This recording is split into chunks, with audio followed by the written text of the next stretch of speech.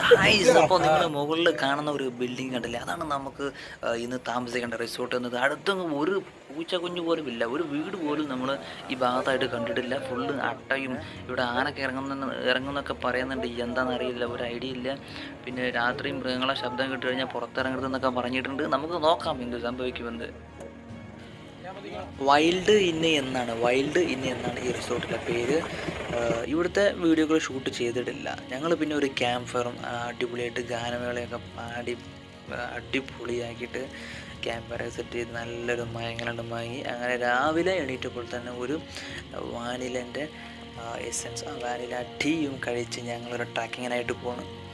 3 മണിക്കൂറാണ് ട്രക്കിങ് ചെയ്തിട്ടുള്ളത്. അങ്ങനെ ഏറ്റവും ടോപ്പിൽ ഞാനും നമ്മളെ മാനേജർ മാത്രമാണ്. അതുപോലെ തന്നെ അവിടുന്ന് പരിചയപ്പെട്ട അവിടുത്തെ റിസോർട്ടിലെ ആളായിട്ടുള്ള നിതിൻ ബ്രോ, ഇപ്പോൾ നിങ്ങൾ കണ്ടില്ലേ മുകളിൽ നിൽക്കുന്നത്, അതാണ് നമ്മളെ നിതിൻ ബ്രോ. അവിടെ 2 സ്റ്റാഫുകളുണ്ട്, 2 സ്റ്റാഫിൻ്റെ പേരും നിതിൻ തന്നെ.